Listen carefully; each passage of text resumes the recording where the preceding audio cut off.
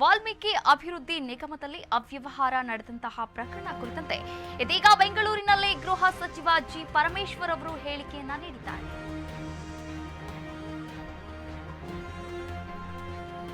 ವಾಲ್ಮೀಕಿ ಅಭಿವೃದ್ಧಿ ನಿಗಮದಲ್ಲಿ ಅವ್ಯವಹಾರ ಪ್ರಕರಣ ಕುರಿತಂತೆ ಬೆಂಗಳೂರಿನಲ್ಲಿ ಗೃಹ ಸಚಿವ ಡಾಕ್ಟರ್ ಜಿ ಪರಮೇಶ್ವರ್ ಅವರು ಹೇಳಿಕೆಯನ್ನ ನೀಡಿದ್ದಾರೆ.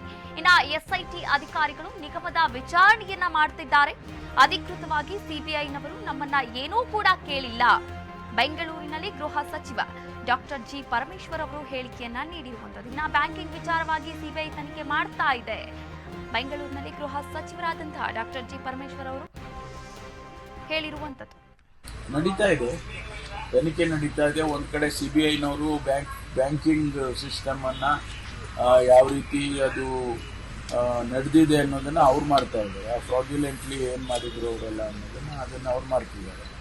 ಇಲಾಖೆಯಲ್ಲಿ ಏನ್ ತಪ್ಪುಗಳಾಯ್ತು ಅನ್ನೋದನ್ನ ನಾವೀಗ SIT ಕೊಟ್ಟಿದ್ದೀವಿ, ಅದನ್ನ ಅವ್ರು ಮಾಡ್ತಾ ಇದ್ದಾರೆ.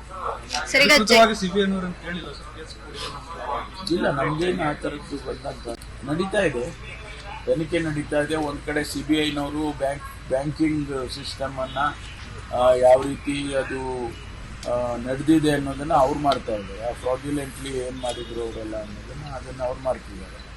ಇಲಾಖೆಯಲ್ಲಿ ಏನ್ ತಪ್ಪುಗಳಾಯ್ತು ಅನ್ನೋದನ್ನ ನಾವೀಗ SIT ಕೊಟ್ಟಿದ್ದೀವಿ, ಅದನ್ನ ಅವ್ರು ಮಾಡ್ತಾ ಇದ್ದಾರೆ.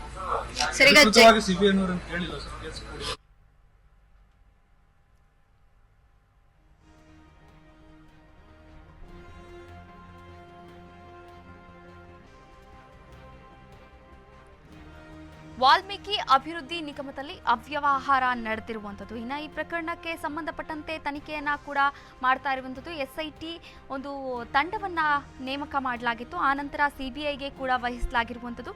ಇನ್ನು ಈ ಒಂದು ಪ್ರಕರಣ, ಈ ಒಂದು ತನಿಖೆ ಎಲ್ಲಿಗೆ ಬಂದಿರುವಂಥದ್ದು ಅಂತ ಸುದ್ದಿಗಾರರೊಂದಿಗೆ ಮಾತನಾಡಿರ್ತಕ್ಕಂಥ ಡಾಕ್ಟರ್ ಜಿ ಪರಮೇಶ್ವರ್ ಅವರು ಹೇಳಿರುವಂಥದ್ದು. ಬ್ಯಾಂಕಿಂಗ್ ವಿಚಾರವಾಗಿ ಸಿಬಿಐ ತನಿಖೆ ಮಾಡ್ತಾ ಇದೆ. SIT ಅಧಿಕಾರಿಗಳು ನಿಗಮದ ವಿಚಾರಣೆಯನ್ನ ಮಾಡ್ತಾ ಇದ್ದಾರೆ.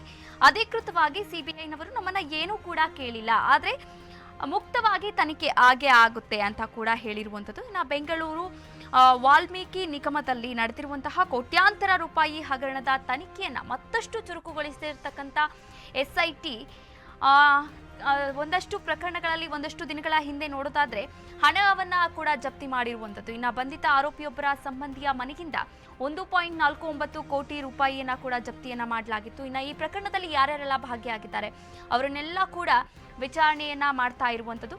ಇನ್ನು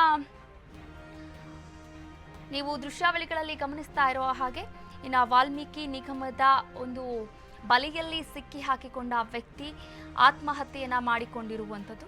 ಇನ್ನು ಈ ಪ್ರಕರಣಕ್ಕೆ ಸಂಬಂಧಪಟ್ಟಂತೆ ರಾಜ್ಯ ಸರ್ಕಾರವು ಕೂಡ ತೀವ್ರ ಚರ್ಚೆಯನ್ನ ಮಾಡ್ತಾ ಇರುವಂಥದ್ದು, ತೀವ್ರ ತನಿಖೆಯನ್ನ ಕೂಡ ನಡೆಸ್ತಾ ಇರುವಂಥದ್ದು.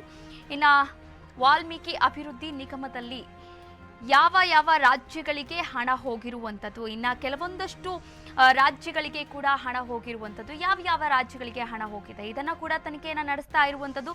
ಇನ್ನು ಇದರಲ್ಲಿ ಘಟಾನುಘಟಿ ನಾಯಕರು ಕೂಡ ಭಾಗಿಯಾಗಿದ್ದಾರೆ ಎನ್ನುವ ಅಂಶಗಳು ಕೂಡ ಬಯಲಾಗ್ತಾ ಇರುವಂಥದ್ದು. ಆದ್ರೆ ಸಿಬಿಐ ತನಿಖೆಯನ್ನ ಮಾಡ್ತಾ ಇದೆ. ಯಾವ ಮಟ್ಟಿಗೆ ತನಿಖೆಯನ್ನ ಮಾಡ್ತಾ ಇದೆ, ಸಿಬಿಐ ಯಾವ ರೀತಿ ತನ್ನ ಒಂದು ಕಾರ್ಯಕ್ಷಮತೆಯನ್ನ ತೋರಿಸುತ್ತೆ ಅಂತ ಕಾದು ನೋಡ್ಬೇಕಾಗಿರುವಂಥದ್ದು ಈ ಒಂದು ವಾಲ್ಮೀಕಿ ಅಭಿವೃದ್ಧಿ ನಿಗಮದ ಅವ್ಯವಹಾರ ಪ್ರಕರಣದಲ್ಲಿ.